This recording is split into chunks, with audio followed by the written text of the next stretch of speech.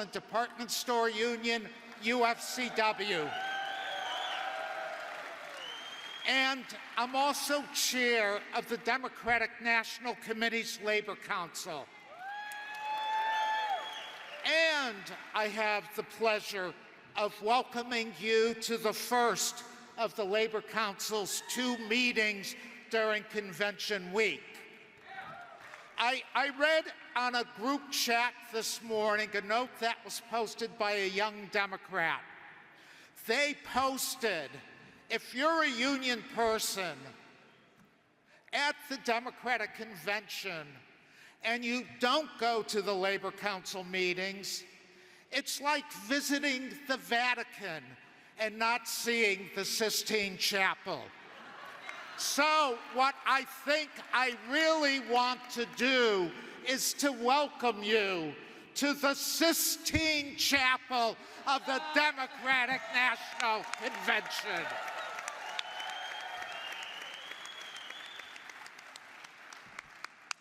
As we do at all DNC meetings, we're going to begin with the Pledge of Allegiance.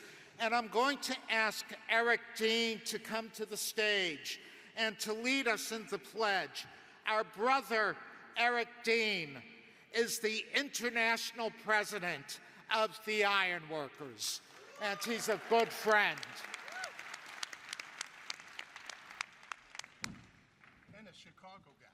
And a Chicago guy. And a Chicago guy. I pledge allegiance to the flag of the United States of America and to the republic for which it stands, one nation, under God, and indivisible, with liberty and justice for all. Thank you, sir.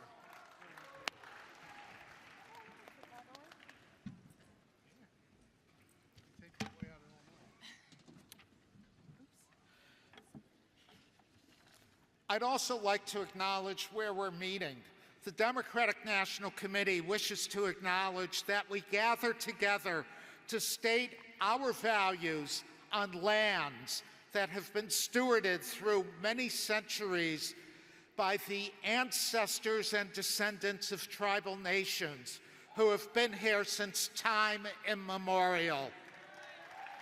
We honor the communities native to this continent and recognize that our country was built on indigenous homelands. And as we get started, I'd also like to introduce the vice chair of the council, my friend and our sister, the amazing Roxanne Brown. International Vice President of the United Steelworkers, and we'll be hearing from Roxy shortly. And I'd also like to recognize the members of the Labor Council Steering Committee. AFL-CIO Secretary Treasurer Fred Redmond.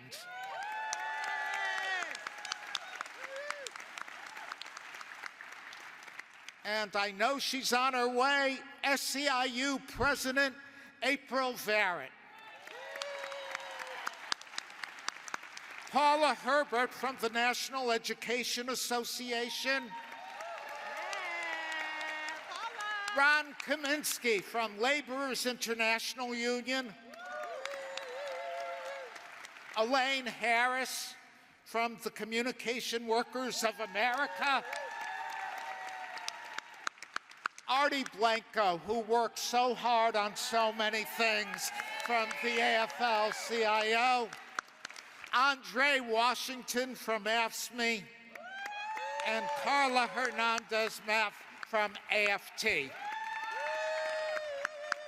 Friends, sisters and brothers, siblings, all of you, there is so much excitement in the city right now. Momentum keeps building every day all across the country because we know we can win. We know what we need to do in order to win. And if we do the work, if the labor movement does the work, we will win, because when we fight, We win! when we fight, We win! when we fight, We win! we also know something else too. The Democratic Party did not create the labor movement. The labor movement created the modern Democratic Party. There is no Democratic Party without the American labor movement. And Democrats must never forget that. For the last 4 years, we have seen what a difference smart, compassionate, serious leadership can make. Joe Biden and Kamala Harris have provided a reimagining of our federal government that brought new urgency to advancing workers' rights. In the aftermath of the COVID epidemic, the economy was rebuilt. Jobs, union jobs, were created. A shaken nation was stabilized. And throughout it all, we had and continue to have the most outspokenly pro-union administration in our nation's history.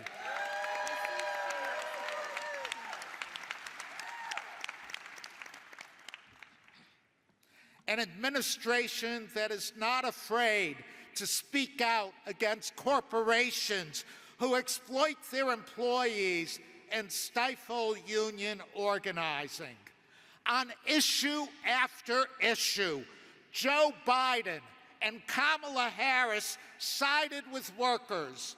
They have been in our union halls, listening to our voices. They have been on our picket lines.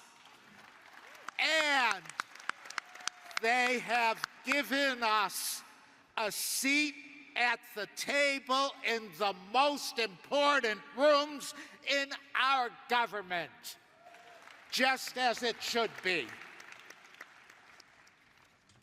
Thank you, Joe Biden.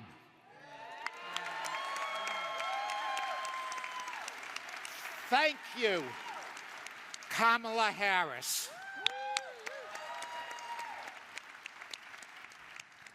There is a clear contrast in this race.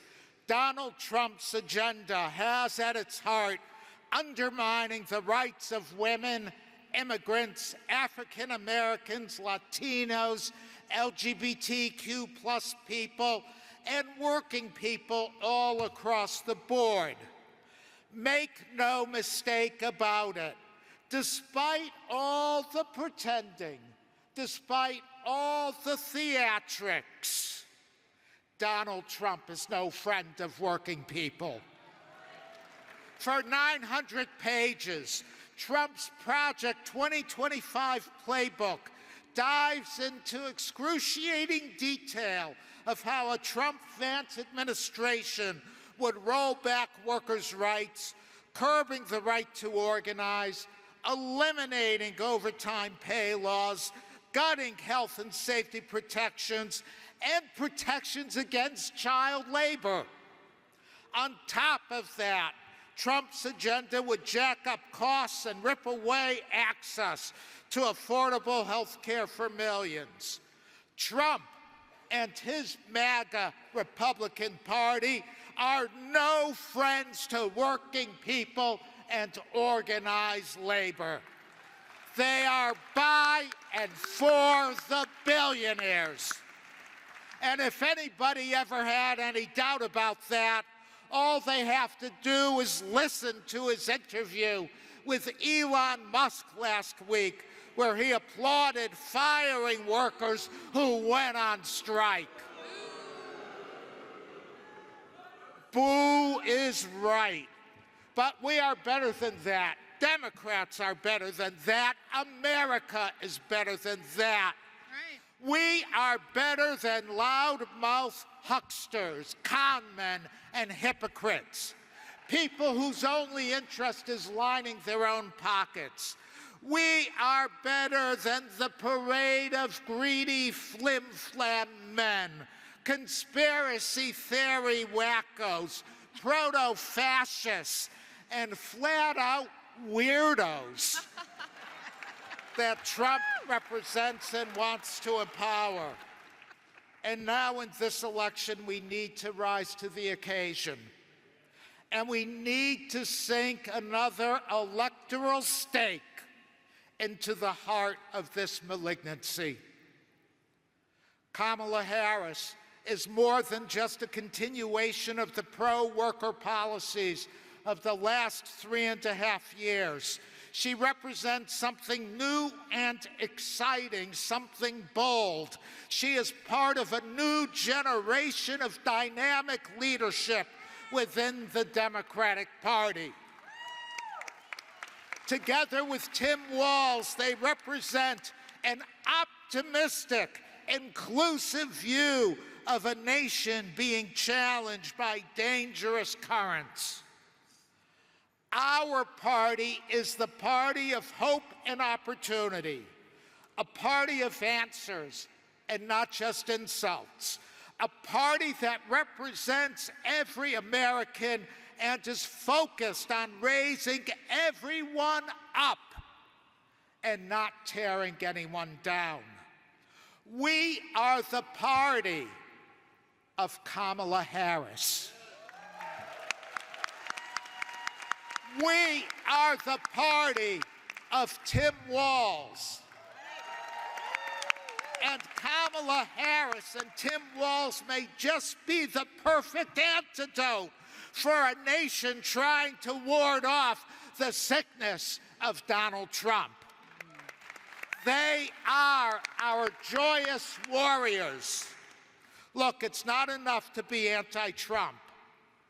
We are articulating a vision that is grounded in the concerns of working people, a vision that paints a picture of a future where everyday Americans thrive, where the rights of every person are respected, where the contributions of hardworking people are rewarded, where divisiveness is shunned, and the benefits of inclusivity are explained and embraced. And those of us in the labor movement and those who support us, we have a unique role to play. The people we represent span all walks of life, and they have something essential in common. They work hard every day to take care of themselves and their families, and they are open to a conversation, a real conversation about how we can work together to provide opportunities for the next generation, about how we can strengthen the labor movement so that working people can take care of themselves, about how we can make the air more breathable and our water safer to drink, about how we can figure out how to provide affordable quality health care to everyone and create a fair system of taxation where the wealthy and corporations pay their fair share. They are tired of partisan squabbling. They want answers. We have an opportunity to have these conversations and to provide those answers. And I believe if we do, we will win. Kamala Harris will be president. Tim Walz will be vice president. Chuck Schumer will remain Senate Majority Leader. Hakeem Jeffries will be the Speaker of the House of Representatives. And together, we will have taken a massive step forward in bringing our country together and silencing the voices of hate and division.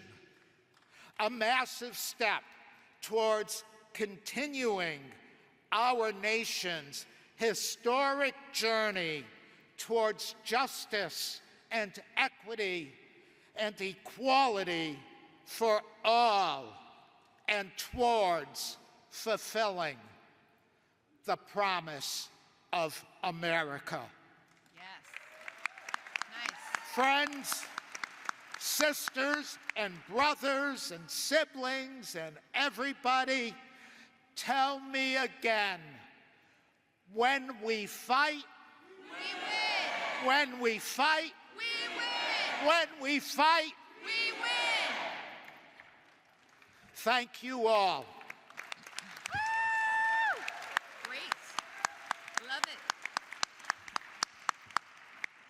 Now I'm about to have one of the highlights of my life, and that is introducing a very good friend and an extraordinary leader.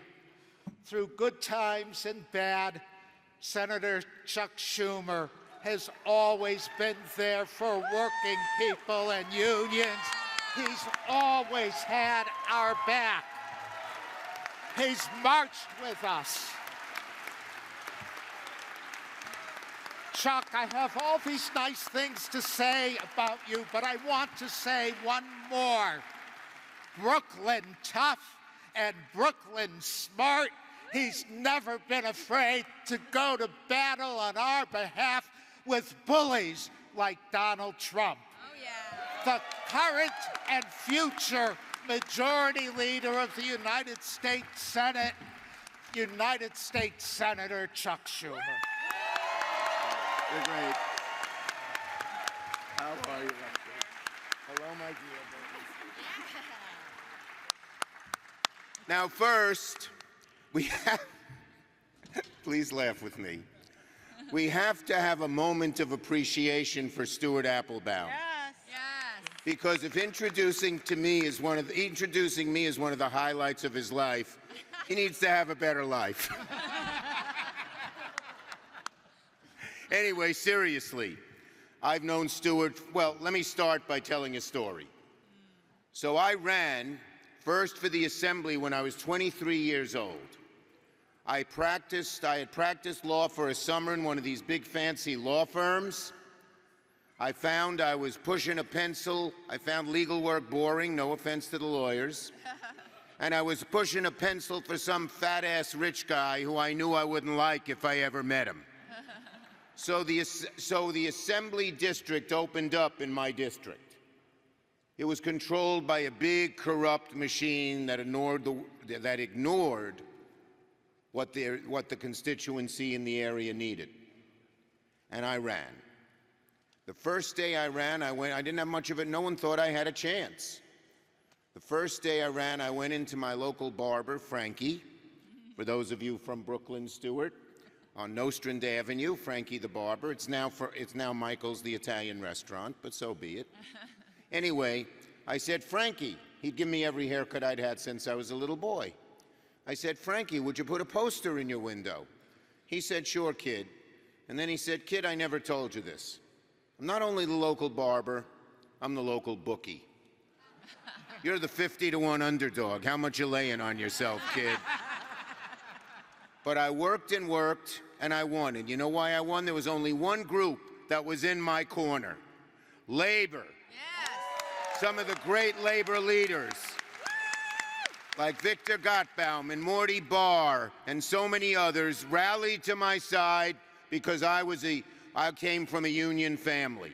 My grandpa was one of the founders of the Paper Workers Union. He worked in the paper mills up in Utica, New York. And labor came to my side, and that night, in the Union Hall where we celebrated victory, I said to the members of the unions who were there, you, men and women of labor, were there when I needed you. As long as I'm in office, I will always be there when you need me, and it's been that way ever since. So I love labor. I know how important you are.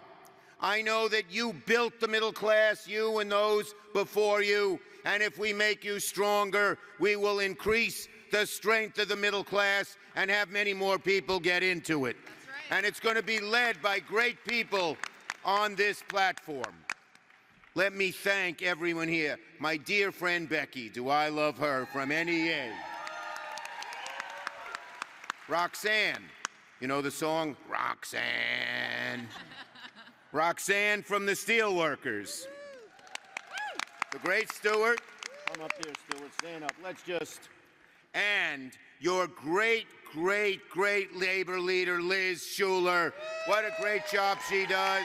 Stand up, everybody. On to victory in November.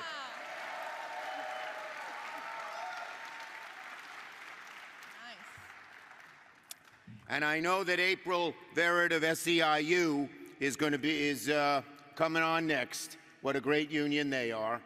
So let me just say this. When we had the majority in the House, in the Senate, and with our great President Joe Biden, and let's have a strong round of applause for one of the greatest presidents we have ever had, and a true patriot who did what's right for America, Joseph Robinette Biden.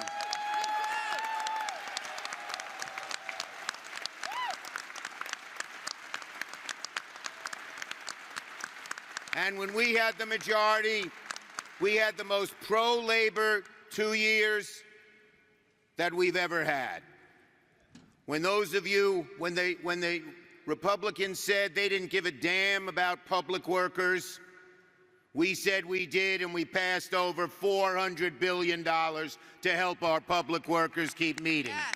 When we knew that our arts industry was in real trouble, we passed the Save Our Stages Act and got $2 billion into their hands. When we knew that pensions of so many working people were at risk, a man came over to me in Buffalo. He's a big guy, twice my size. He had a lot of tattoos, but he had tears in his eyes. And he said to me, you know, they just told me I'm losing 90% of my pension because some financier invested it in the wrong place and they want to make me pay for it. And he said, I put in my money every few weeks. And I knew it wasn't going to make me rich, but I knew I'd get something. And right now, he said, my wife, I don't care about me, he said, but my wife, my 80-year-old mom, and my daughter depend on that pension. Please save it. The Republicans said no, we said yes, and we put over $1 billion into those pension funds and saved the pensions of millions of working people. And infrastructure. Donald Trump kept saying, infrastructure week. He couldn't get his finger out of his you-know-what to get anything done. But we did. We passed more infrastructure dollars than we ever have. And you know what we said? Every one of those dollars has to be done by union labor with PLA and Davis-Bacon. No scab labor.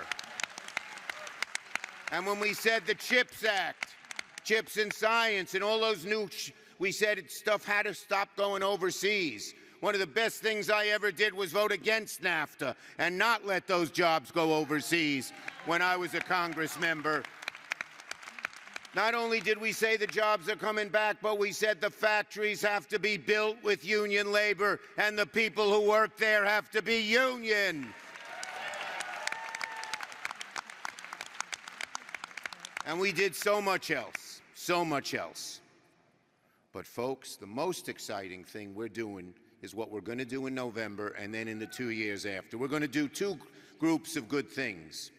One, if you think we did a lot in 21-22 in terms of helping labor, in terms of getting more jobs, in terms of everything that helps build the middle class, you ain't seen nothing yet.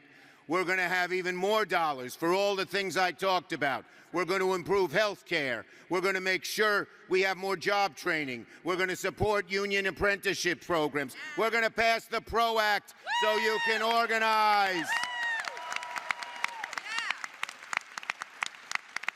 With your help, with the people on this stage and so many others, we're going to do so much. But we're going to do another thing. We are going to beat Donald Trump and his vice president's candidacy. I don't even want to say the guy's name. I'll just say he's weird. But we're going to beat them by so much that Donald Trump is going to get on the plane, get on the train to Florida. He's going to go home, and he's never going to run for office or bother us ever, ever, ever, ever again. Bye-bye, Donald. Bye-bye.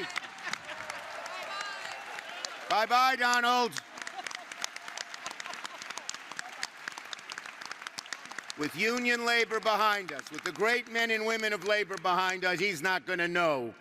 He's going to not know how great, he's going to see how great we are, and we're going to beat him. So, folks, we have a great candidate. Kamala Harris was one of the great leaders in the Senate. She helped pass $35 insulin so that seniors could get it. And when we get back to Senate, we're going to do it for everybody. We're going to say that the pharmaceutical companies can't kick you around. We're going to make sure no one pays more than a total of $2,000 for all drugs. We're going to let them negotiate Medicare with that industry and get the costs down. We're going to make sure costs for energy go down. We're going to make sure that we have more money in our pockets. And we're going to make sure that that tax cut that Donald Trump passed for the rich is repealed and the rich finally pay their damn share. That's what we'll do under a great leader like Kamala Harris and Tim Walz. That's what we're going to do. This is going to be so much fun. This is such a happy convention. America is smiling from ear to ear because they know we're going to get rid of Donald Trump, and they know we're going to do even more for working people when we win. So, folks, let's hear it for winning in November. Let's hear it for doing great things the next 2 years. And let's hear it for sending Donald Trump way back home to Florida. Thank you, everybody. Let's do it. Whoa. Come on, April.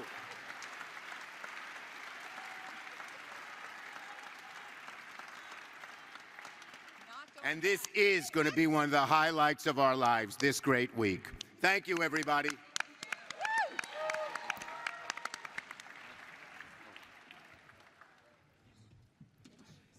Our next speaker is a man who, in his own words, gets shit done. Pennsylvania Governor Josh Shapiro has built his career on helping working people and everyday Americans. As Pennsylvania Attorney General, he won $21 million for over 1,200 workers in the Keystone State, the largest prevailing wage criminal case in U.S. history. As governor, he's been a powerful advocate for workers, playing a key role in ending a transit officer strike by helping negotiate a 13% raise, 13%. He continues to fight for increasing the minimum wage in the state, and he signed into law a free breakfast program for all of Pennsylvania's public school students. Please welcome our ally, who is part of the energetic future of our party, Pennsylvania Governor Josh Shapiro.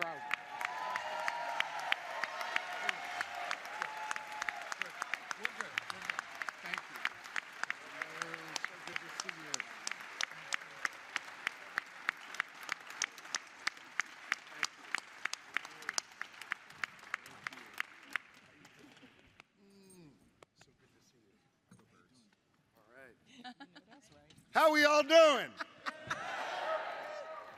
I know this is a little makeshift, but this is a beautiful House of Labor, and I'm honored to be here with all of you.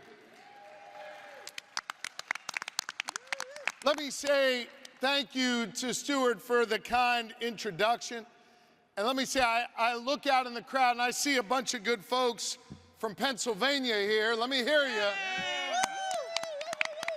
And I see them all right here, but let me just say, Angela Farida and the head of our state AFL-CIO, I am proud to partner with you to make progress in the Commonwealth of Pennsylvania. Our Commonwealth is home to 750,000 proud union members. Union members who built the middle class, union members who built the bridges in Pittsburgh, who educate our children across this great Commonwealth, and who do the hard work every single day to help our fellow Pennsylvanians with their needs.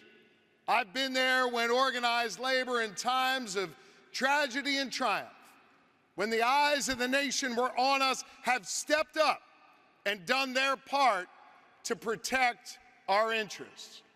It was about a year ago when I-95, that critical road that stretches from Maine all the way to Florida, that carries 200,000 cars and trucks every day, when that road collapsed and the experts told us it would take months to rebuild, it was the hands of the Philadelphia building trades that rebuilt that road in just 12 days.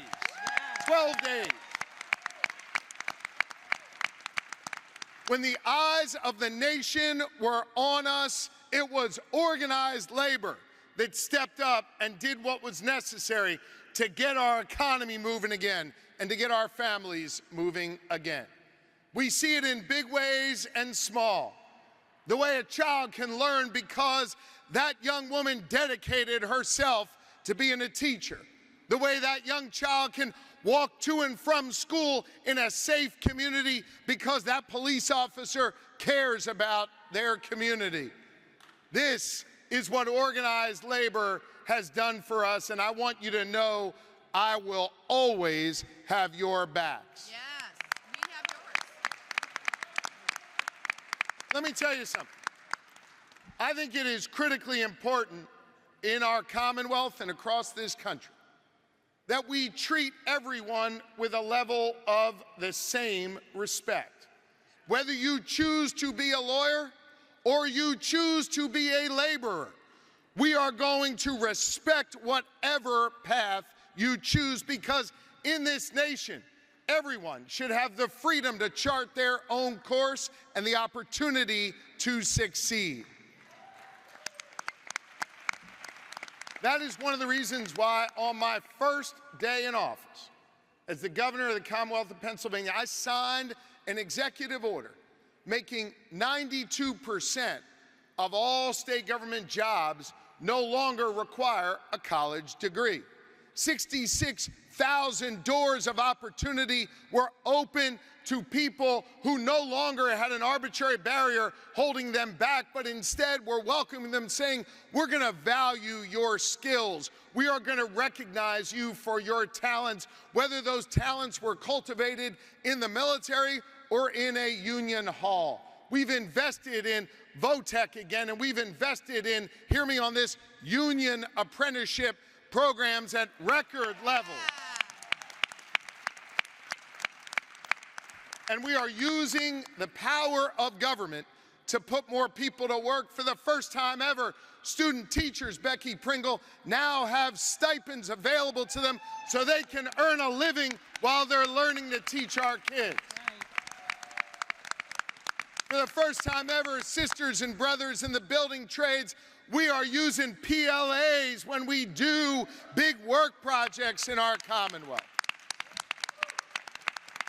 And in Pennsylvania, we respect the union way of life. Let me tell you who else respects the union way of life. Kamala Harris and Tim Walz respect the union way of life. Whether there are SEIU nurses working with our seniors, or whether it's someone building a road in the heat of summer, the level of respect that is being shown to our workers is unmatched when it comes to Kamala Harris and Tim Walz. They've spent a career doing this work. You know, Kamala Harris and I have known each other about 2 decades. We've both been prosecutors. We've both been attorneys general. And we have both gone to court to stand up for workers who've been screwed by the bosses.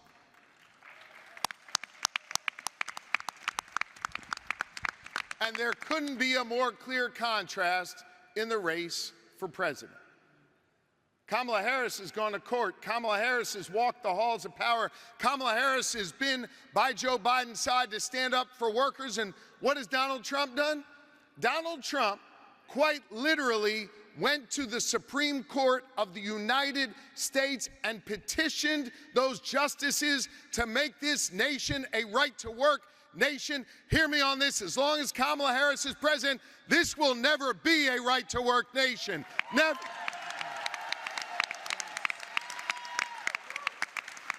Let's not forget, let us not forget, because I know some people out there, not in this room, but there's some people out there who have a little bit of brain fog about what it was like when Donald Trump was in charge. When he was in charge, he quite literally packed the NLRB with a bunch of corporate lawyer shills who worked overtime to take away your rights. We're not going back to that. We are not going back. And you can tell what Donald Trump's values were. I remember this vividly as Attorney General. He put a rule in place that said when you go to a restaurant or a bar and you tip your waiter, your waitress, your bartender, that they wouldn't be able to keep their tips, that those tips would be sent to the back of the house. The owner of the restaurant would keep those tips. We went to court against Donald Trump because everybody in this room, we stand up for those waiters and waitresses and bartenders and the people who often don't get the level of respect they deserve in our economy. And let me tell you something. We kicked Donald Trump's ass in court, and we are going to kick his ass in this election.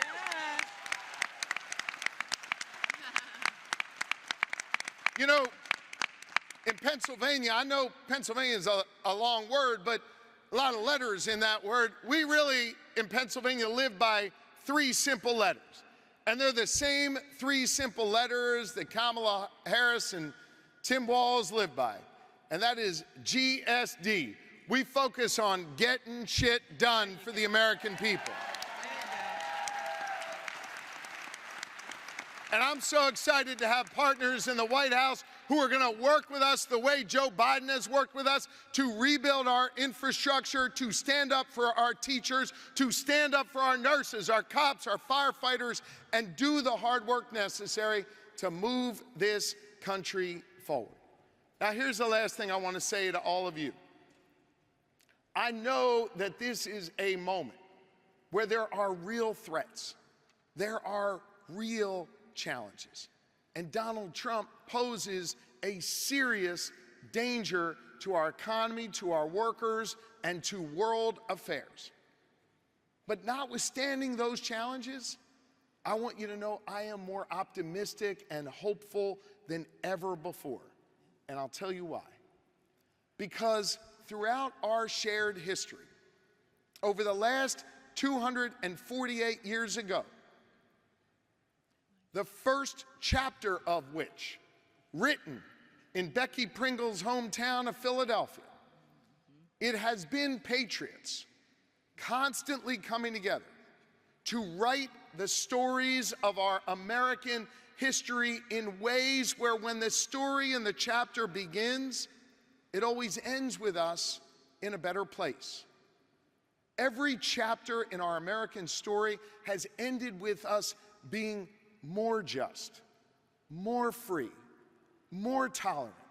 And while there have been times where we've taken a couple steps forward and it feels like maybe we're taking one back, in every single chapter of our American story, it's been ordinary Americans rising up, demanding more, seeking justice, looking for a better future, and writing that chapter in a way that leaves us in a better place for our kids and our grandkids. And throughout that history, it's been organized labor, It's been folks like you on the front lines doing that work, not just to win the election before us, but to create a more just and tolerant and peaceful society. So the reason I am hopeful, the reason I am optimistic is because of all of you.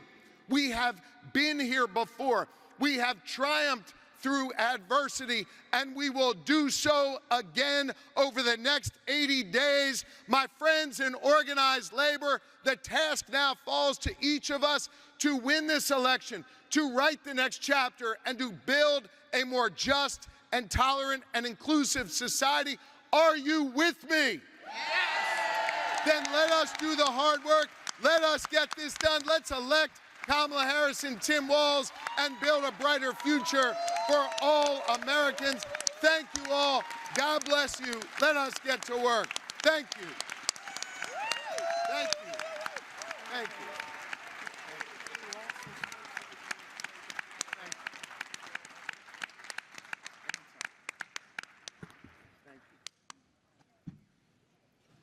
One amazing speaker after another. That's the Democratic Party. Our next guest is also an extraordinary leader. Liz Schuler is the first woman ever elected as president of the AFL-CIO.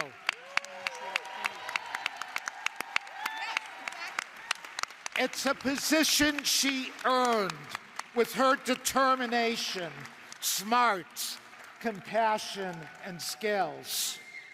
And I couldn't be prouder to have her as the voice of America's labor movement.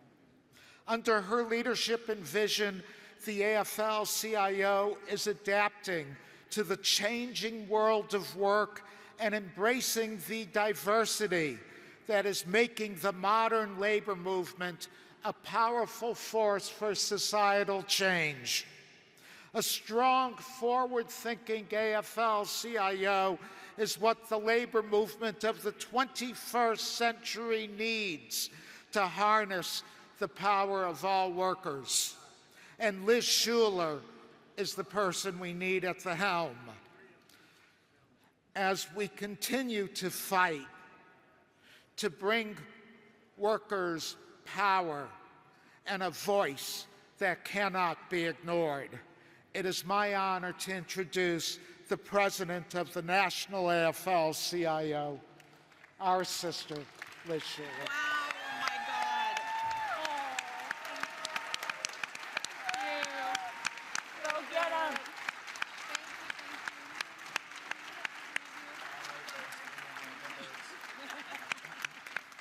Wow, wow, wow. Hello, Union family.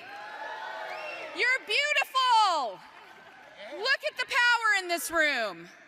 This makes me feel so happy. I just want to say thank you so much to Stuart, because he's up here. All of y'all don't see the background that's going on this program, and he's managing so much, put together, he and Roxanne, this amazing program over the next couple of days to bring us all together. A leader, a visionary. Thank you, Stuart, for all you do for our labor movement in your day job and otherwise. So we love you, we appreciate you. And Roxanne Brown, Woman of Steel, through and through, and I love seeing her leading on some of the issues of our time. Think about clean energy, think about infrastructure and innovating the future. That makes me happy as well. So thank you. And I know Becky and Jimmy and I are going to be on a panel in just a minute, but I'm so honored to be here with so many leaders. I know we have a number of Executive Council members in the room. We have state and local AFL-CIO leaders in the room. And many of you in this room are active in your communities with our labor movement. So thank you. Thank you for that. And what an incredible lineup. It's hard to follow Senator Schumer, Governor Shapiro. Maybe I'll just say they were my warm-up act or something. I don't know. But it's a union town, Chicago. This is labor's town. I've never seen so much union garb on the streets of a city at one time. I'm loving it. And we see women workers, we see young workers, people from literally every background, cat ladies, dog ladies. I think about J.D. Vance and I say, it's gonna be your worst nightmare, you know, as you're walking around the street, seeing all of us out in force across this country. But I also want to acknowledge my partner, Fred Redmond, who is the Secretary-Treasurer of the AFL-CIO. And we've been out traveling this country. And I know I was out on the West Coast all last week at 4 different national conventions, different union conventions in the span of, I think, 48 hours.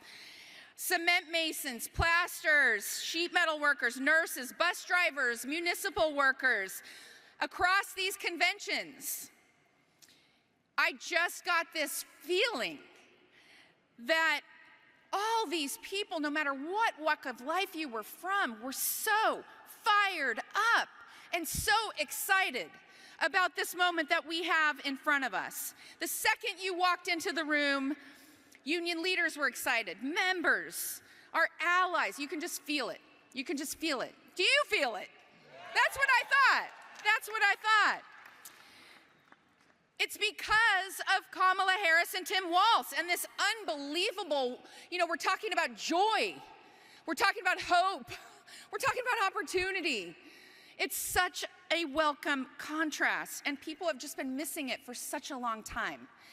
I hope you feel the same way, because it is about time that this is about something going deeper than, you know, this is just not one campaign, and this is not about surface messaging that we're seeing from the other side. This is about working people. People are waking up and they are seeing the labor movement in a whole new light. And that's because of you. That's because of you. We are giving people hope. People who have felt powerless are now looking at the labor movement, and they are seeing there actually is a way to fight back. There actually is a way to push back against corporate greed and inequality and racism, right? And that is the labor movement. We are the place to make the change. There is a way to make more money, a way to have good health care, a good home, and a retirement. And that is the labor movement, because it's better in a union. It's better in a union. Unions are winning. Unions are winning. It's that simple. And we have had some amazing history-making wins this past year. If you think about working people who have been on the move, people all over the country, our auto workers, UAW, writers, actors, SAG-AFTRA, WGA, I know are in the house. I could go on and on, because we've seen so many workers who have been fed up and fired up, no matter where you go in this country, winning in places that literally people didn't think it was possible, right? You think about the Deep South. We're organizing workers in all kinds of jobs. Baristas, museum workers, cannabis shops, right? Video game workers. That always gets a chuckle, doesn't it? All led by a new generation of young people from every walk of life, which is so exciting. And get this, 900,000 unionized workers won double-digit pay increases last year.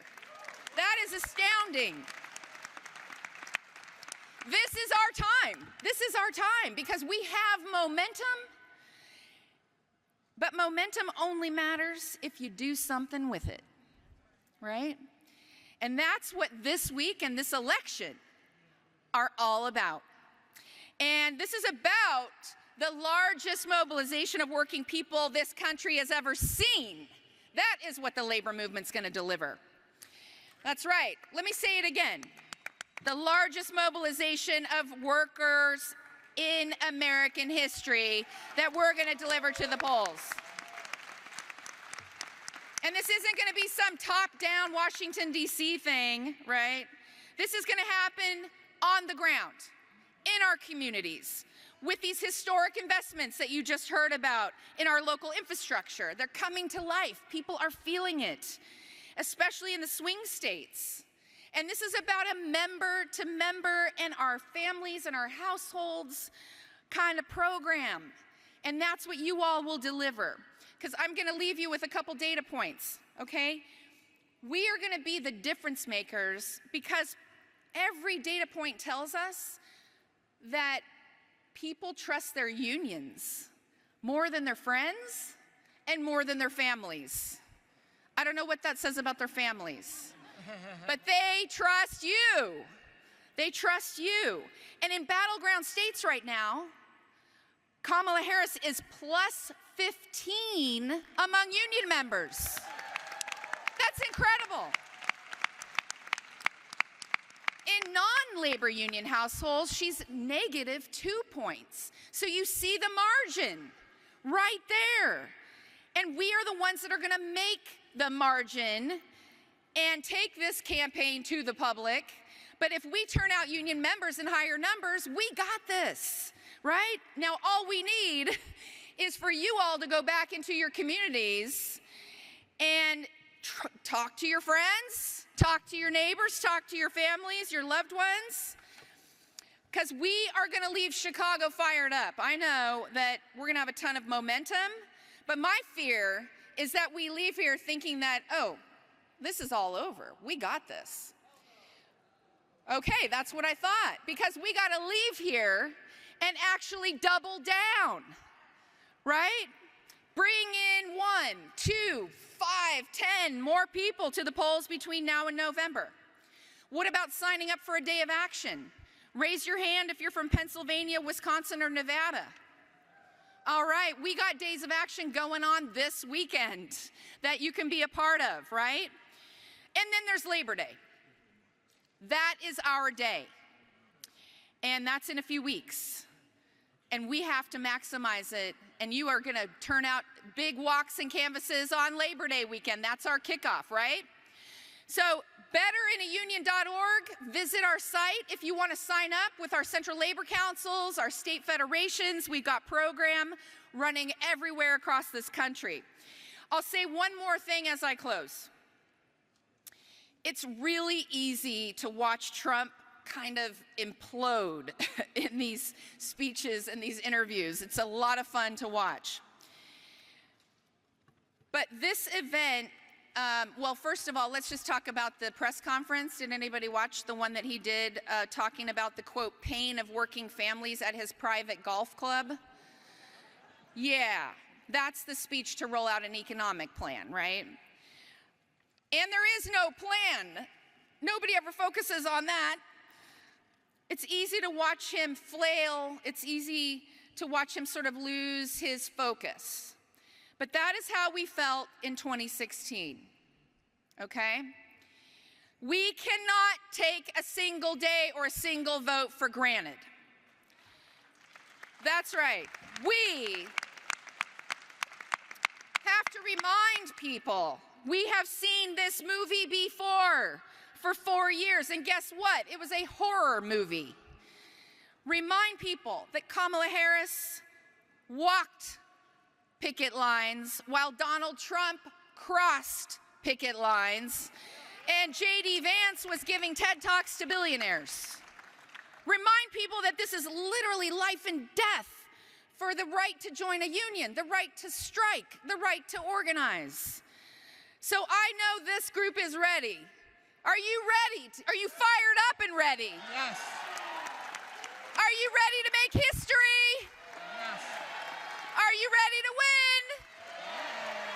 Thank you, our union family. Let's get to work.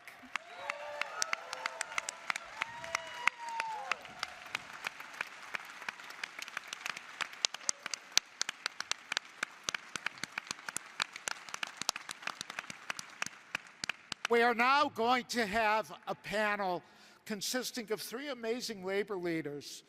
And I'm really honored to introduce the members of the panel in addition to Liz. Becky Pringle, who's the president of the National Education Association.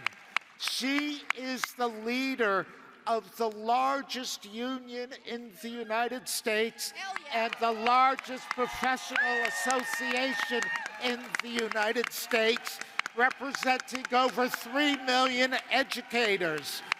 Becky Pringle is a passionate advocate for public education and the rights of educators. Her commitment to advancing educational equity, improving working conditions for teachers, and fostering a supportive learning environment for students has been central to her leadership. With a career dedicated to empowering educators and championing educational reform, Becky brings invaluable insights and passion to our discussion today. And please join me in welcoming NEA President Becky Pringle. And before, we're not done yet.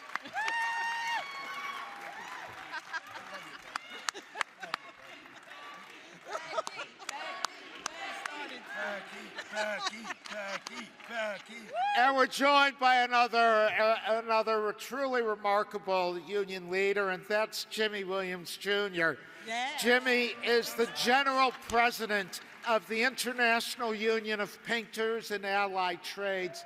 He's a 4th-generation glazier from District Council 21, Local Union 252, out of Philadelphia. Go Birds! Jimmy spent over a decade in the field organizing, meeting workers at their homes and union halls and on job sites, which helped shape his belief that a more diverse and engaged membership will strengthen his union at all levels. We are pleased he can join us today, and I could tell you from what I've seen with my own eyes that he is one of the most innovative and thoughtful and respected labor leaders in our country today. Jimmy Williams, Jr. Thank you, Roxy. Thank you, Roxy. And so what I think I'm going to do is pose some questions to our panelists. And I may group the questions together and let you talk about all of them at once. And so for all of you, I'm going to ask, over the past 4 years, the Biden-Harris administration has proven to be an ally of organized labor in legislation, regulation, and in public support. And I'd ask you, how has the enthusiasm of your union grown over the past 4 years with having an administration that has the back of organized labor? And I'd also ask, economic inequality and inflation are major issues for many workers. How do you evaluate the candidates' plans to address these issues? And what specific proposals from the candidates do you find most promising? And Becky, may I start with you? You sure can. So I need to start by having you join me in thanking Stuart. He has been extraordinary, an extraordinary voice for labor, and positioned us in a way that I think we all not only understand but are taking advantage of. And can I just say, the view from up here is magnificent.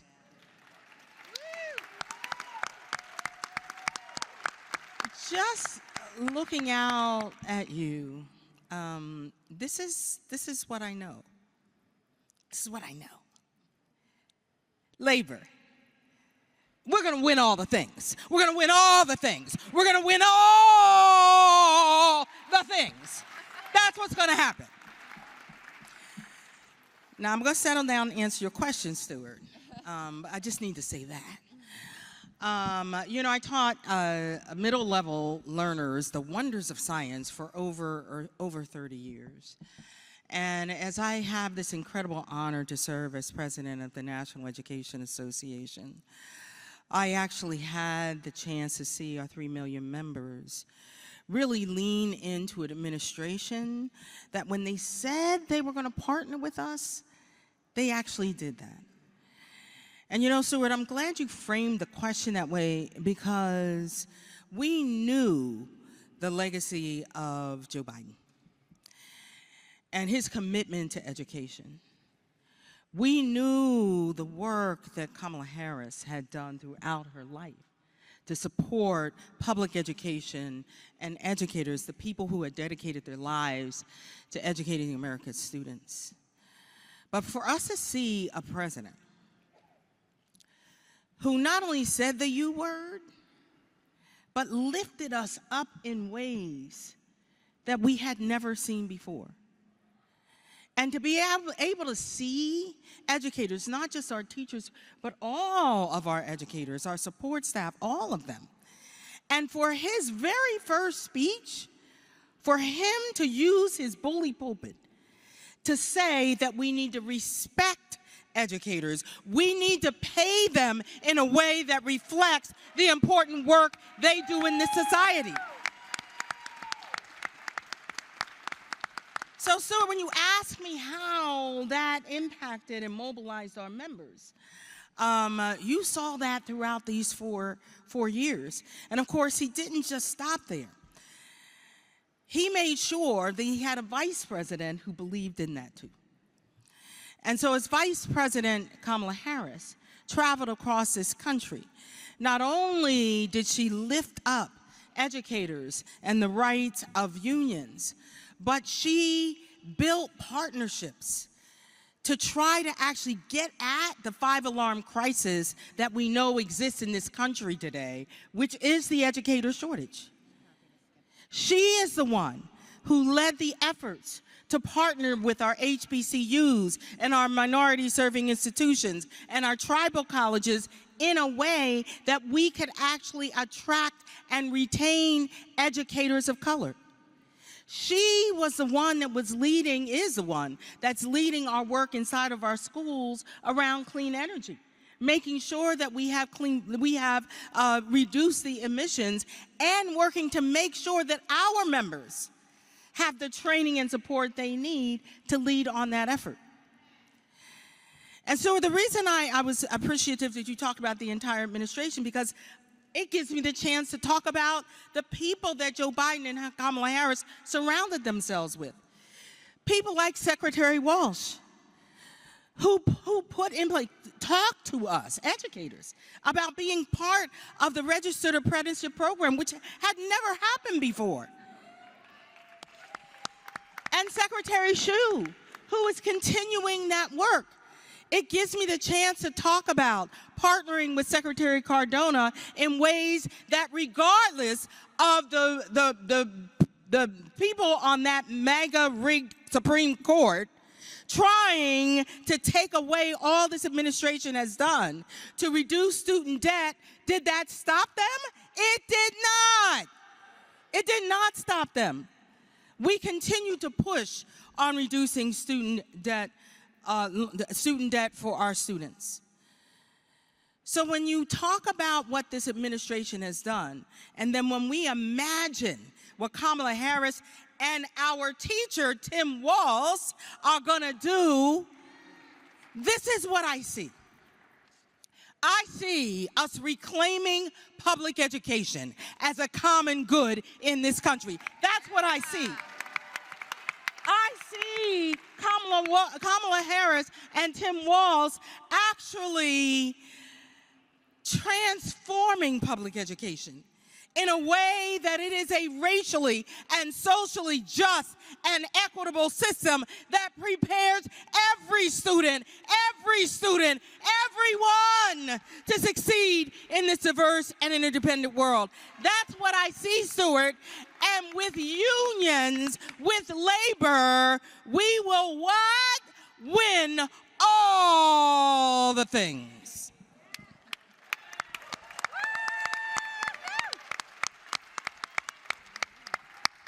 Becky, that was amazing.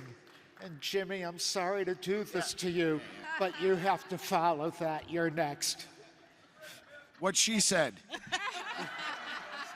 Now, first off, I do want to say what an honor it is to be up here with such powerful women leaders in our labor movement. It's an honor to serve with, beside, and for Becky, Roxanne. I see Randi Weingarten here, and our president, Liz Schuler. But I will say it'll probably be a bigger honor in November to be able to be a United States citizen that serves under the first female president of the United States. And thank God we have Kamala Harris in place to carry on the legacy of what Becky just spoke of, the most pro-union administration of our lifetimes. And as a 46-year-old man, I can tell you I started giving up.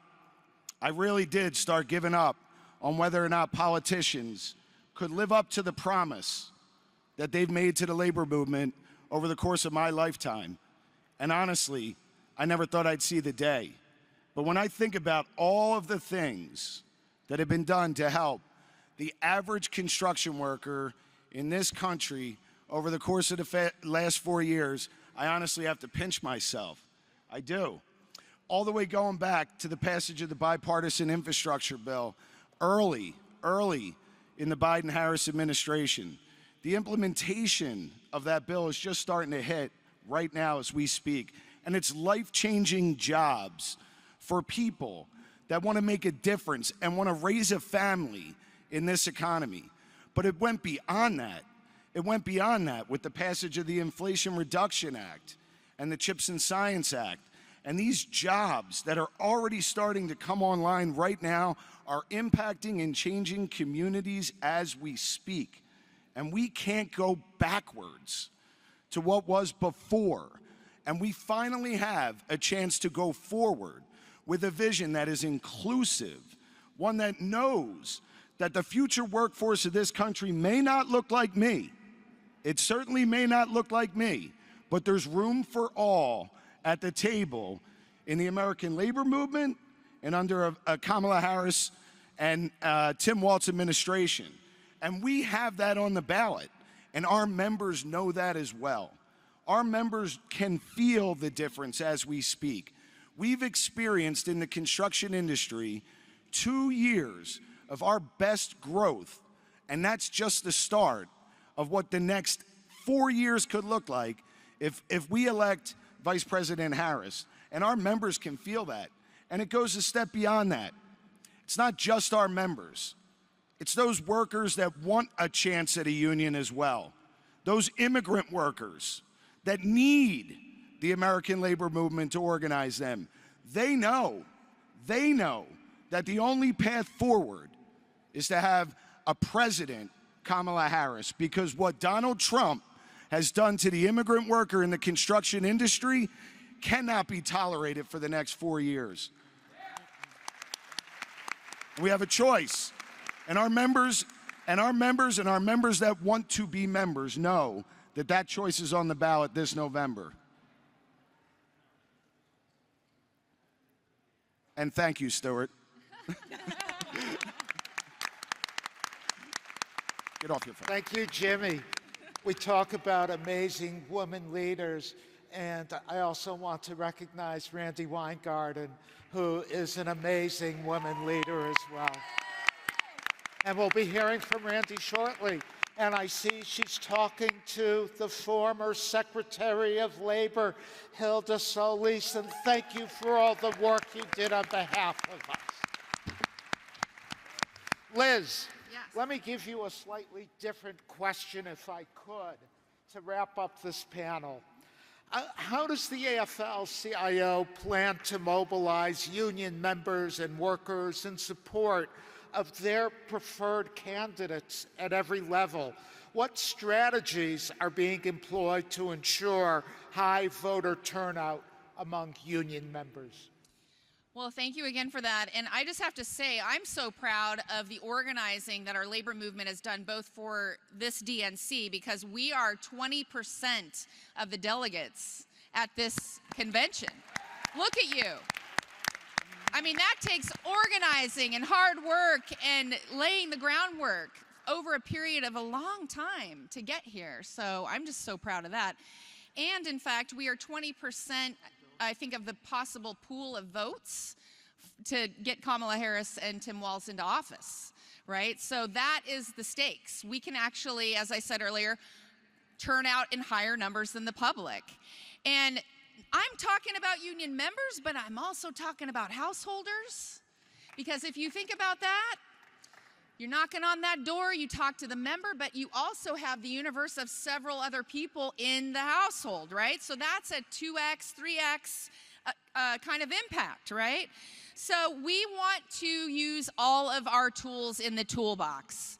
Our state AFL-CIO bodies, central labor councils are a real center of gravity. We've been building capacity, not just for Labor Day and beyond. We've been doing this so that we are in early, that we are building up local talent that stays in place year round so that we're not ramping up and ramping down, that we're building credibility with those trusted sources to talk to members and local unions. So we're gonna obviously do the relational organizing face-to-face piece of this, but we're also utilizing the technology.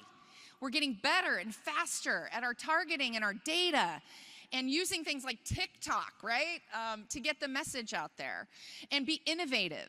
So we have to do both. But I will say it's our secret weapon, the ability to get to those members face to face, because we are the trusted source in a sea of misinformation and disinformation where people do not know who to trust. And if you're gonna look at social media and be fed something, and you're gonna talk to a steward at the job site, which one do you think you're gonna trust? It's gonna be that person that you know, that you can listen to and engage with. So I think that building over time. Also, I'm gonna share a little tip, a little secret. The polling and the research we've done shows that our members, more than ever before, are saying, hey, be careful, don't tell me who to vote for, just give me the facts. I don't know if y'all have been hearing this, right? So that makes it even more important that we don't just show up and put a flyer in someone's face and say, vote for this person. We've got to take them along the journey, and issues-based approaches are the way to do it. And we have toolkits. We have toolkits that are ready-made to do that. So if you want to leave here and you want to get going right away, betterinaunion.org. You can find it on our website, betterinaunion.org. And we will have all the tools and places to connect to your Central Labor Council and State Federation so that we can actually get those votes to the polls one conversation at a time. And that's on all of us. So thank you for your hard work. Is labor in the house? Yeah! Is labor in the house? Yeah! Making sure y'all are still paying attention. Let's thank this amazing panel. All right, I also want to give a shout out to Brian Bryant, who's the new machinist president, who's here. Brian. All right, I have the privilege of introducing our next speaker.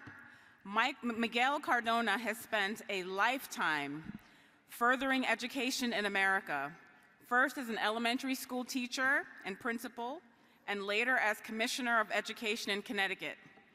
Unlike his predecessor in the Trump administration, he's a product of and proponent of public schools, and he believes that we all have a right to a quality education.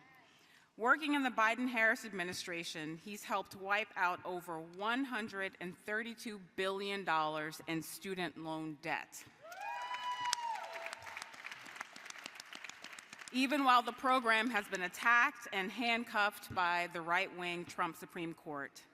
Please give a warm labor welcome to Miguel Cardona.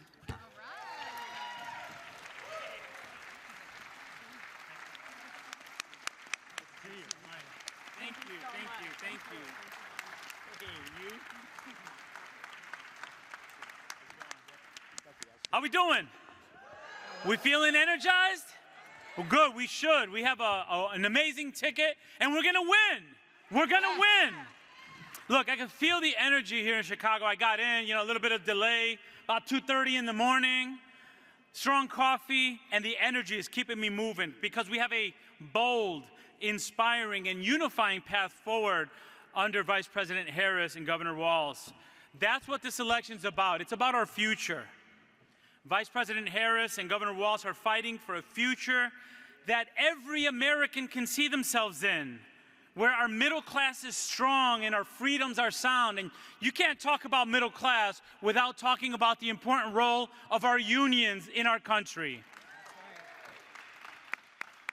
One of the things I love about this country is the diversity that we have here. It's our greatest strength, despite what some people are saying about poisoning blood and all that. It's our greatest strength. One thing that unifies us is that we come from different places, but we come here so that our families could have a better life. That's what unifies us. And that's something that, in my experience, was made possible because of unions. My father was a police officer for over 30 years and benefited from a strong union. I remember us going into the middle class, my father buying his first home, and I moved 7 times before I was 13 years old, from one apartment to another, but when he got a good, strong union job and he got benefits and he got a good competitive salary and overtime benefits, we were able to buy our first home. That's the power of unions. I was blessed to serve as a vice president for my local union when I was an educator coming up as a school principal. And I, too, was at the table saying, no, we need to make sure we're treated with dignity. For me, unions represent push in the middle class, benefits, competitive salaries, people being able to buy homes. There's no way in hell we can invest in America and not think that unions are not going to be the backbone of that work ahead. Whether it's the CHIPS and Science Act, the infrastructure plan, or the climate provisions and the Inflation Reduction Act, they must be union work, or else a very small few benefit. Look, Vice President Harris and Governor Walz, they get it. They grew up in middle-class families. They worked hard to get ahead. And now they want to help other families do the same. They have a vision of freedom, of fairness, justice, opportunity for everyone, not just some, but for everyone. It stands in sharp contrast to what Donald Trump and J.D. Vance are offering. They simply want to sell out the middle class to benefit the wealthy and well-connected. See, I grew up old school hip-hop, and there was a song that said, you could get with this. You can get with that. You could get with, or you could. You could get with, this. or you could get with, That. but you should get with this, Because because this is where it's at. It's that simple. It's that simple. I love that. It's that simple for our country. Look at Project 2025. What a mess that is. What a train wreck that is. So forget about Project 2025. Let's focus on our project of 2024, getting Kamala Harris elected as president. We're not going back. We're not going back to the divisive rhetoric of 2016 and 2020 through 2021, where as a school principal and as a district leader, I remember walking into elementary schools and learning from teachers that their Mexican-American students wouldn't come to school because they were afraid of being deported, because they were promoting separating families. That's not the America that I want for my children. Look, I'm here in my personal capacity. but I'm a lifelong educator. I'm a father.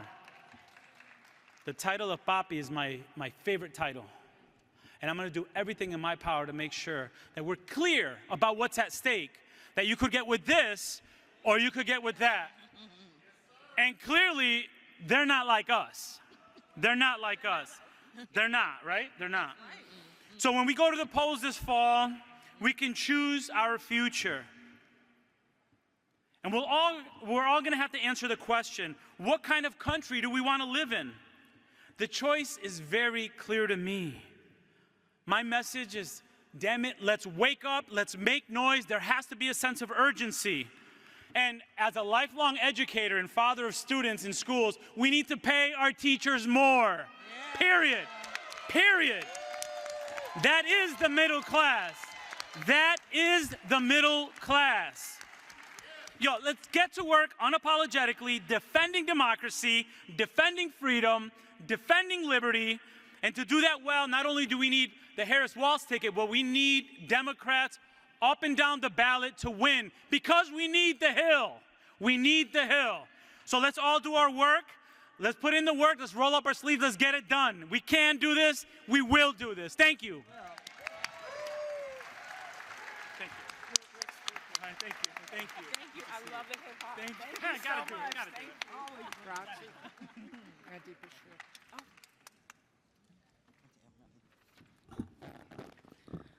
All right, y'all still hanging with us? Is labor in the house? Is labor in the house? All right. It gives me great pleasure to introduce this next speaker, who is not only a great friend to labor, but a great friend to our union, the Steelworkers. There's a reason we've heard this next guest's name when talking about the future of this party. What he's been able to accomplish as a Democrat in the red state of Kentucky is impressive, and a testament to the reality that when you speak to working people about the issues that really matter, they will vote for you regardless of party affiliation. Under Governor Beshear's leadership, Kentucky has seen economic growth and development, including securing private investments and creating new jobs. Please give a warm labor movement welcome to Governor Andy Beshear.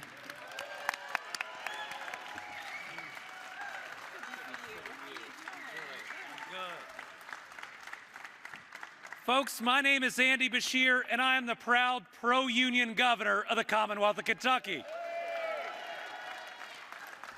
If you don't know me, I'm the guy that last November beat Mitch McConnell's hand-picked candidate by 5 percentage points.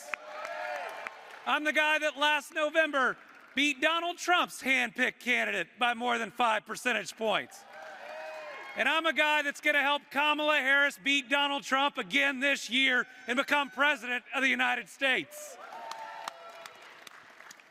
I am proud as governor to have supported every pro-union bill that has been filed in our General Assembly.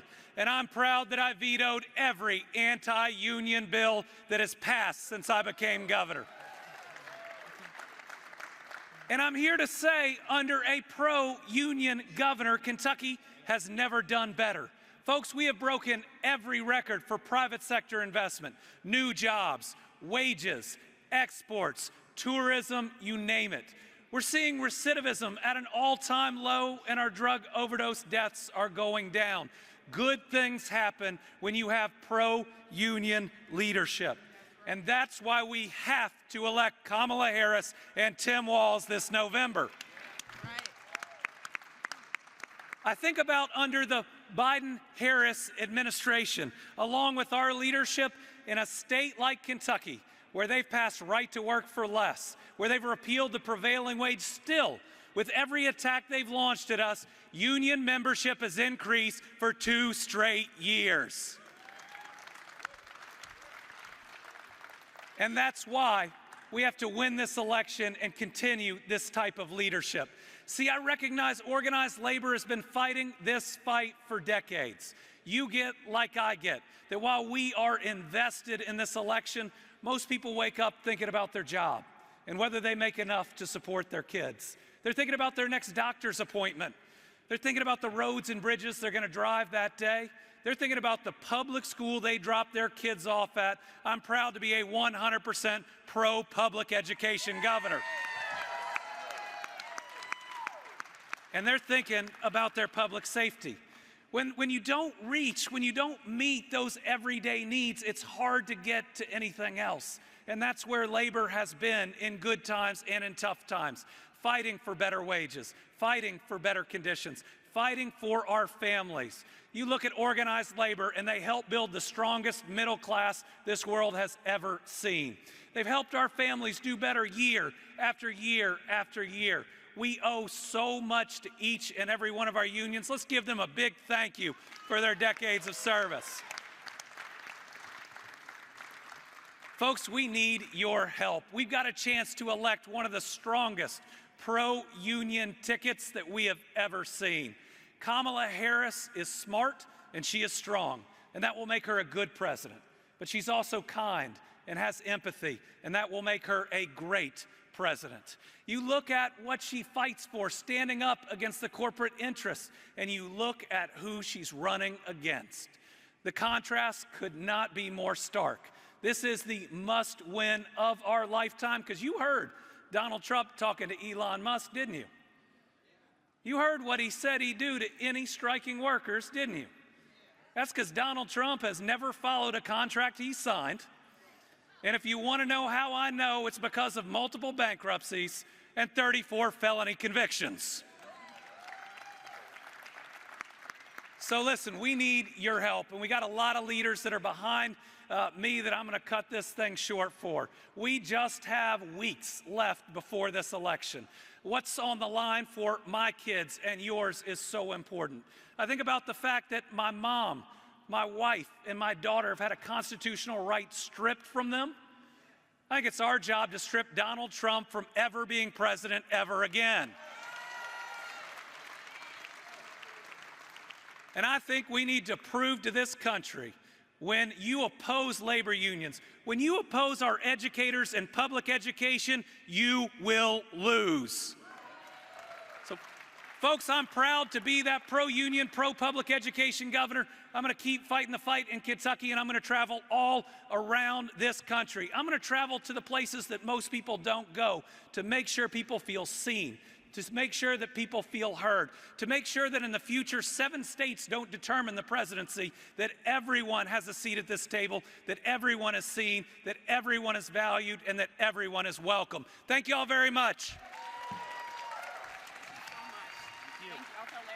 I appreciate that. That was cool. Thank you. Thank you. Sure.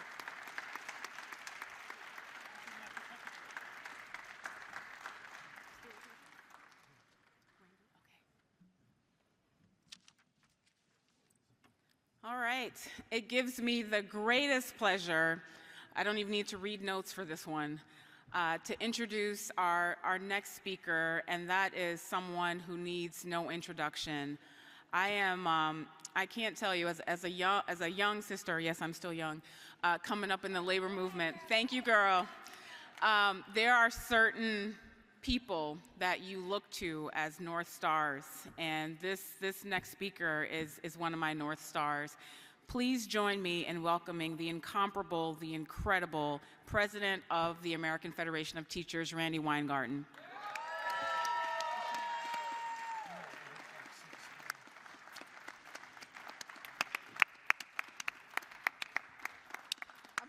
Notes down. Yeah.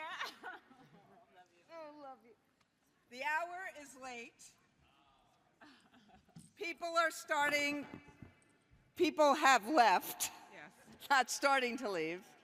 But hey guys. But I want to say literally only 1 or 2 things.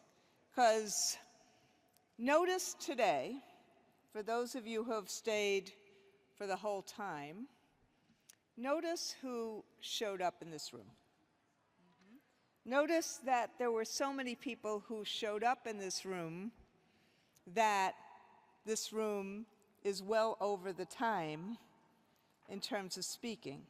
And this is with amazing people who have basically said to people, you know, stay on time. And that's because of two things.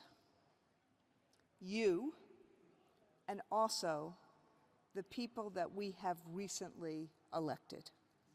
When I say you, it's because we've had remarkable labor activists for years. Those people who have been members of unions and active in unions understand what the stakes are. How many people in this room have done labor walks, have made the pitches about why it's important to elect someone, have been at a bargaining table, have had to face the kind of stuff we've had to face. I'm looking at the machinists, the steel workers, the retail clothing and textile workers, the educators. Florida, we know what it's like to face adversity.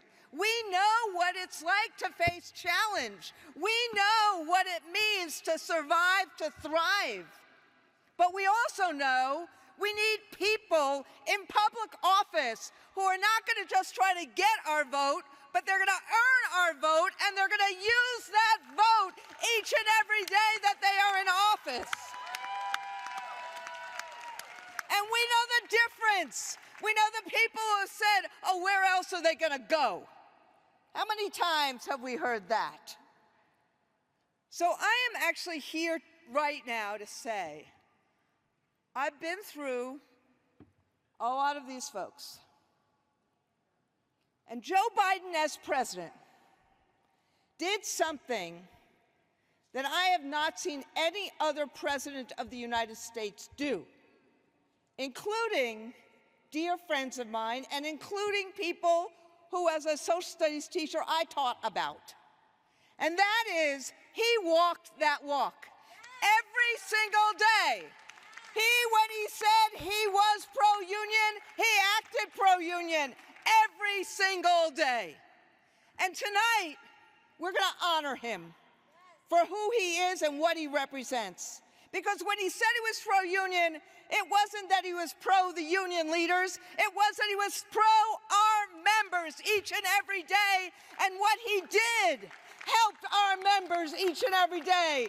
From the pension issues to American Rescue, I can go on and on. But this is the point I want to make, which is those of us who know Kamala Harris and who know Tim Walz, you just heard Andy Beshear say it. We're not going to fight, we're not going to win everything. Everything we win, we have to fight for. That's who we are. But if we don't have someone in the White House, someone who understands that struggle, somebody who actually says, you need to have rights, not we're going to fire your asses. Excuse me. That is who, I'm not in front of a class, right? That is who Kamala Harris is, and that's who Tim Walz is. They are about and understand labor opportunity and education opportunity. They understand how to create a bigger and greater wealth and a bigger and greater economy, and how to make it fairer. They understand the role of labor. They understand the role of organizing. They will be our partners. The real issue is, this is still going to be a close race. This week, we are celebrating and we are partying. Next week, we got to go back to working the way we work for a collective bargaining contract, that way we work for anything that is important to us. Because if anything is important, whether it's wages or a dignified retirement or education opportunity or college without crushing debt or family leave or health care or housing, any of the things that are important, every single day we need to fight to get Kamala Harris and Tim Walz elected. Are you ready? Are you ready? Are you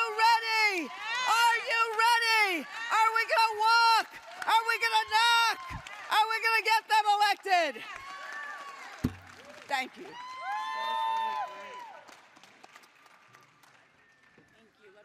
Love you. All right, Stuart. Fired up. The panel? Okay. I want to thank you all for being here. We also have a lot of speakers who've been waiting a long time to speak. And I'm really delighted that they're with us because they're really outstanding members of the U.S. House of Representatives. And I'd like to ask you to join me in welcoming them. Mark Pocan has represented Wisconsin's 2nd Congressional District since 2013. He was in the state assembly before, but he's always, no matter where he's been an advocate for labor rights and progressive policies. And we're delighted to have as well Congressman Stephen Horsford, who's been a consistent supporter, voting with the most pro-labor administration we've ever seen 100% of the time. They both know what's important to working people, believing that health care is a right for all Americans, not a privilege. And we are so happy that they are with us today. And I think what I'm going to do, if it's all right with you, is maybe pose a couple of questions and let you answer that any way you want to. And let me say that a Biden-Harris administration and Congress were able to achieve major achievements for organized labor. And the 117th Congress made significant investments in America and in working people. And I'd like to know what you think that means. What should we take away from that? And how do you think it would be different if we had a Republican-controlled House of Representatives? Sure. Well, hi, everybody. I'm Mark Pocan from Wisconsin's 2nd Congressional District. Wisconsin's in the House, all right. And one of the co-chairs of the Labor Caucus, along with Stephen Horsford and Debbie Dingell and Don Norcross, who's an IBEW member and can't be with us today. I think watching what we were able to do in those first 2 years with a Democratic House, Senate, and President, getting 25 million additional for the NLRB. So if you vote for a union, you can have a union. It's important to have that. And there's so much more with the PRO Act we need to do and other legislation for public employees that we can only do with 4 more seats in making Hakeem Jeffries the next Speaker of the House of Representatives. Conversely, look at the roadmap for the Trump administration. We know in Project 2025, when you look at the labor standards in there, it wants to get rid of prevailing wage. It wants to let states not allow unionization. It wants to go after overtime rules. It wants to do so many things that would be a direct attack to workers and organized labor, that is their plan. And even though they're trying to run from it, we know 140 former Trump officials helped write Trump's Project 2025. So the difference couldn't be stronger between a Harris-Walz administration and a Trump J.D. Vance administration. Well, good afternoon, everybody. I'm Congressman Stephen Horsford from Nevada's 4th Congressional District, and I am proud union member, come out of Unite Here and Culinary Workers 226. I led the largest joint labor management training fund for 10 years before I went to Congress, and it's the labor movement that taught me the importance, the value, and the dignity of work and protecting workers at every stand. And I'm proud as one of the co-chairs to work with all unions to make sure that you have a voice at the table. One of the reasons that we've been able to have such major wins for labor, for unions, is because you've had a seat at the table with the first ever created Congressional Labor Caucus. We have more than 100 members, and we don't do anything without labor's voice being at the table. Because of that, we've been able to enhance overtime protections so that workers get the money that they've been owed for the work that they do.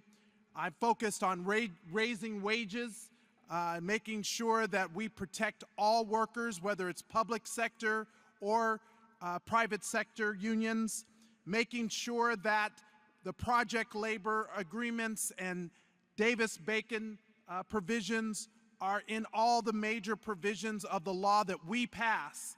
And the focus that I want to just say is we can't get the PRO Act without Democrats in Congress. That we have to make sure that we elect Democrats up and down the ballot and take back the majority in the House so that Bobby Scott is the chair of Education and Labor again, with Hakeem Jeffries as the Speaker of the House of Representatives. So all of us have to do the work between now and November to secure this majority. I represent one of 30 most competitive House districts in the country. In addition to co-chairing the Labor Caucus, I'm chair of the Congressional Black Caucus. We have one objective between now and November, and that is to win. Win for working people, win for unions, continue to build union jobs, and to make sure that when we take the majority in the House, maintain the majority in the Senate, and elect Kamala Harris and Tim Walz to the White House, that we're prepared on day one with a labor agenda that continues to move America forward and not backward. Thank you. We've also been joined by a friend of mine, a fellow New Yorker, a congressman I've known for a long time, and that's Tom Suozzi, who's been a tireless advocate for working people. And people all over the country were excited when he was able to take back his congressional seat. And while Tom is, I believe, while Tom is here with us today, his successor and predecessor is in court scheduled to plead guilty to all sorts of charges. So Tom has always been there for working people. He championed the PRO Act. He worked hard to secure a fix for multi-employer pension plans. He helped negotiate the Infrastructure Investment and Jobs Act and was very, very active in the Labor Caucus while serving as one of its co-chairs. And Tom, I'll pose to you the same questions that we just heard answered. Thank you, Stuart. Let's hear for Stuart Applebaum. Yay! So I'm Tom Suozzi from New York, and it's true, in February, I flipped the seat from red to blue. And I was in Congress for 6 years. I decided I would run for governor of New York in a Democratic primary. I got my ass kicked, so I was out of politics. But the guy who ran for my seat and won became a famous figure. His name is George Santos. So he got kicked out of Congress. I ran again, and I won in my special election, thanks in large part to labor. And as Stuart mentioned, today, George Santos is being sentenced. He's pleading guilty, and he's probably going to go to jail. We'll see what's going to happen. And let me just say that we've got a big job to do, okay? Number one is the Republicans under Trump have tried to make a play for working families. They've tried to convince people that they're for working people. And they're like pickpockets. Hassan? They're like pickpockets. You know what a pickpocket does? One person comes in and they bump into you and they push you. And when they push you, their partner picks your pocket. So they're trying to get everybody excited about everything they can think of, whether it's like transgender, or they're trying to get you excited about the border, or they're trying to get you excited about Gaza. They're trying to get everybody mad, get mad, you're yelling, you're screaming, you're upset, and then they refuse to increase the minimum wage from $7.25 an hour. They refuse to support the PRO Act. They refuse to give more power to the NLRB. They refuse to do the things that are necessary for us to move working men and women forward. So we look at our country's history. I'm 62 this year. in the 1980s, we were all worried about Japan and Germany taking over the car industry. You remember that? Who was around for that, okay? Japan and Germany are going to take over everything. And we changed in America. As a matter of fact, the Business Roundtable put out a press statement just today. And what they did is they changed from the old days when they said, okay, the job of a company, a corporation, is to worry about its shareholders, but it's also supposed to worry about its employees, and it's also supposed to worry about the community it's in. And they changed back in 1980s, and they said, we're just going to worry about our shareholders. No more worrying about the employees, no more worrying about the community we're from. Remember the movie Wall Street with Michael Douglas? And he makes a speech, he says, greed is good, greed is good. It's all about whatever we can do to make money, that's all that matters. And the other movie, Pretty Woman, you remember that movie with Richard Gere and Julia Roberts? Okay, he's going to buy the company from the old guy, and he's going to sell everything off. But all these people are going to lose their jobs. Man, we're going to make a lot of money. But we're going to leave behind our big factory. But we're going to make a lot of money. That's what happened in America. We made a lot of money from the 1980s till now. The Dow Jones has gone up over 2,000%. The gross domestic product has gone up over 1,000%. But workers' wages have gone up by less than 20%. We haven't shared the wealth we have created in America with the people who go to work every day. We haven't shared the wealth with the working men and women that make this country work. So the reason we support labor so much is because that's what America is about. It's supposed to be a basic deal. I'll work hard. In return for working hard, I make enough money so I can have a good life. I don't care whether you're a right-wing conservative or a progressive, you should believe in return for working hard, I get to make enough money so I can buy a house, educate my kids, have health insurance, and retire one day without being scared. That's what unions are all about. And that's why this panel and all of you and all of us in the Democratic Party support unions. That's why President Joe Biden supported unions more than any other president we've seen in a long, long time. And that's why Kamala Harris is going to support unions like we've never seen before. So we've got to convince, getting the leadership of labor, they're with us a lot, Democrats. We got to get the members, all the members, to recognize that the Democrats are the way forward for this country and for labor. We got to win, and when we win, we got to get into Congress, and we got to fight for the different things we've been talking about. Okay, thanks very much, everybody.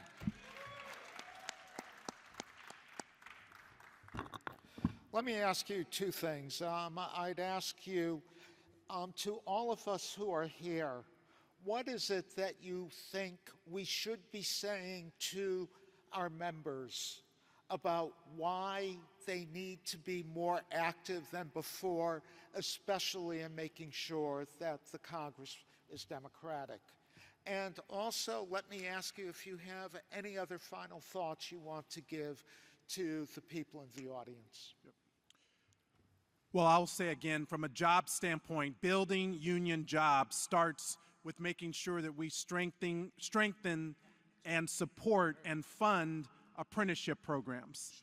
And the building trades have set the model for how apprenticeship works in this country, and with strong standards with the Department of Labor, we've tried to expand apprenticeship with other unions and in other sectors. The culinary, for example, in Unite Here now has an apprenticeship for cooks in Nevada, the first ever. Nursing, now we have an apprenticeship for nurses. This is the future so that young people in particular can continue to earn while they learn, right? While they are developing the skills, they can begin to get paid, and get paid a good union wage. Bringing more women into the apprenticeship and people of color to make sure that these positions represent all of our communities, I think is vitally important. Democrats have made reauthorizing the National Apprenticeship Act and funding more than 1 million apprentices across the country. That is a top priority for Democrats because we put people and working people at the front of our agenda. When Democrats are in control, we put people first. When Republicans are in charge, they put Donald Trump and corporate tax breaks first. So the option is very clear. Kamala Harris and Tim Walz, who are about putting people first, or Donald Trump, who puts himself first. That's why we got to get out, do the work, make sure that everyone turns out and understands that it's their vote that is the power that will lift up all people. You know, look what's happening in our country. Look at all the jobs that have been created under this administration. Look at all the infrastructure that people talked about for decades, and we finally actually got a deal done to create massive amounts of union jobs. Look at the CHIPS Act that's going to create more and more manufacturing in America. Look at the stuff we did in the Inflation Reduction Act for the green economy that prioritized not just the green part, but the economy part of providing jobs and union jobs to people. We got to talk to your members and say, listen, not all your members, but some of the members, we know they talk about guns, and we know they talk about these social issues, and we know we talk about that. But if you really care about creating an economy, if you really care about creating jobs that help people live a decent life, we're the only game in town. But we got to figure out how to get back to that basic democratic message. When Mark and Stephen and I, along with Linda and Debbie and others, reconstituted the Labor Caucus, we said no matter what issue we look at, whether it's climate or immigration or trade or this or that, whatever issue we look at, we have to look at it through the lens of labor. How is this policy going to affect the wages and benefits of working people? That's the basic story. And it used to be that everybody knew that was the Democrats. How is this policy going to affect my wages and my benefits? We have to get back to talking about that basic issue underlying every single thing that we do, that we campaign about, that we talk about. How is it going to put enough money in people's pockets so they can live the American dream? The American dream, hard work, good life. That's it. So I've spent 3 decades in painters and allied trades. This is what I would talk about, I think, if I was talking to them right now. One, what Stephen and Tom just said are exactly the things that we got done as Democrats. And those bills are going to create over a decade's worth of jobs. And that's going to really pay off and support every single one of my fellow members' families for a long time. 2, I would talk about Project 2025, which is the roadmap for the Trump administration. Let me tell you, this is what's in it on labor. It makes it easier for employers to get rid of a workers' union in middle of the contract. It bans public employee unions. It ends project labor agreements and prevailing wage requirements. It would allow states to ban unions and eliminate overtime protections and choose to not follow the national minimum wage. It eliminates child labor laws from meatpacking facilities and mines. It does so much. So I would say that's second. And third, I would just remind them all their life, we've paid into Social Security and Medicare. And again, part of Project 2025 and the Republicans on Medicare, they want to, in Project 2025, make everyone go to a privatized plan first, not Medicare, that we've all paid into. And on Social Security, they want to raise, the Republican Study Committee has voted, their biggest caucus, to raise the retirement age to 69. And think about all the folks, especially in the trades, how hard that would be. I would mention the progress that Democrats did. I'd mention Project 2025, and I'd talk about Medicare and Social Security and how important that is. I want to thank you all. I also especially want to thank you all for treating the people in the room so importantly that you stayed so long for the opportunity to speak to them. I think that we know that electing Kamala and Tim is only part of the battle. We need to make sure we do the entire battle, which is making sure there's a Democratic Congress so we could do all the things that you talked about today. Thank you, everybody. Thank you for your leadership. Have a great day. Great. Have a great convention. When we fight, we win. When we fight, we win. And Jared, I would ask you, Jared.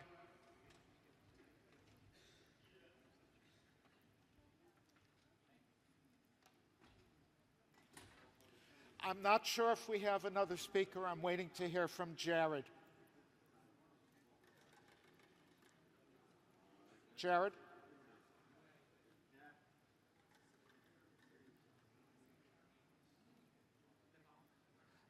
Is she? Fine. You know, I may suggest that all of you, we're about to hear from an amazing person, really an amazing person, who we've known for a long time, who's been very patient with us. Why don't we move up? Why don't we all move up if we can? Everyone come on up. Roxy, are you going to? I'll do it. Yep. Thank you. All right. It's fitting that Deb Haaland is here as we move towards making history by electing the first Black and South Asian woman to the White House.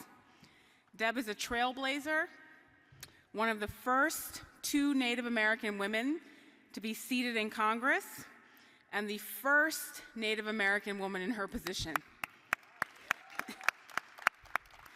She's been a force in New Mexico politics, helping rebuild the Democratic Party in New Mexico, culminating with her own election to the House of Representatives. Please join us in welcoming our last, and we save the best for last, speaker, Deb Haaland. Thank you. Okay, y'all, I am happy to be here. Doesn't matter if there's a bunch of empty seats. You know why? Because labor is in the house. And I want you to know that I'm here in my personal capacity. That's awesome for the Democratic Convention. And I'm so happy to be here with all of you. Thank you for what you do to make our country work, to build our country. And I am so happy that you have an administration that has your back. So there is so much at stake in this election, and if there's one thing that I've learned, it's that representation truly does matter.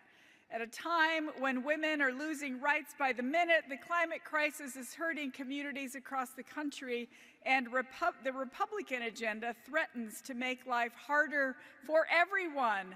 It matters more than ever.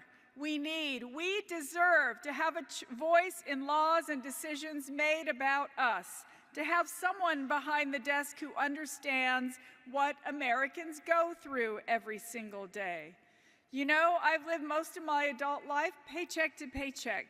As a single mom, at times I relied on food stamps to put food on the table, and I'm still paying off my student loans, believe it or not. I'm not a stranger to struggles that many families across this country face every single day, but neither is Kamala Harris. She grew up middle class, raised by a single mom, worked at McDonald's through college, taking care of a sick parent.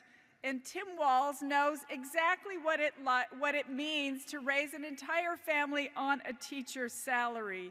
They both know the value of labor of each and every one of you.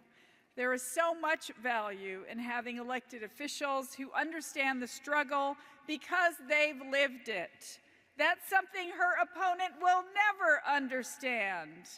But I'm not going to talk too much about her opponent because I've had enough of him. What about y'all? America has had enough of him. And you know what? We're not going back. We're not going back to the fear and the chaos that he has caused. I'm ready to do whatever it takes to help Kamala Harris win. Are you with me? Yes. I'll even knock on doors if they let me do that. It's my favorite part, face-to-face contact with voters. That is the best part of all of this. Really, I'm still a volunteer and an organizer at heart. I understand how valuable the people who are out there pounding the pavement every day truly are. So thank all of you. So thank you for everything you've done. Thank you for everything you will do. Finally, I just want to say that I've come to know President Biden over the last 4 years. He is a good man and a wonderful president. He leads with his heart. He has been a tremendous leader for labor because he understands the value and the history of the labor movement. You know, my dad was a 30-year career Marine and a combat veteran. He met my mom while she was in the Navy. They taught me the value of service. And Joe Biden is a true public servant. He chose Kamala Harris as his partner, and he has put the country ahead of his own ambitions. That's honorable. So let's honor that service. Let's move forward. Let's go win this election, and we can do it with labor in the House. Thank you all so much. Thank you. Thank you so much for your patience. Oh, my goodness. It's okay. Deb, that was wonderful. She's no stranger to our meetings. She served in every level in the party. She was the state chair, and she's come to many Labor Council meetings over the years. And it's what makes me proud to be a Democrat is because we have leaders like Deb Haaland. Thank you. And I want to thank you all for sticking it out to the very end. We're going to be back with a totally different and briefer agenda on Wednesday. We're going to be hearing from Bernie Sanders and Julie Su. I hope that you'll be able to come back. Thank you all for being here. Thank you.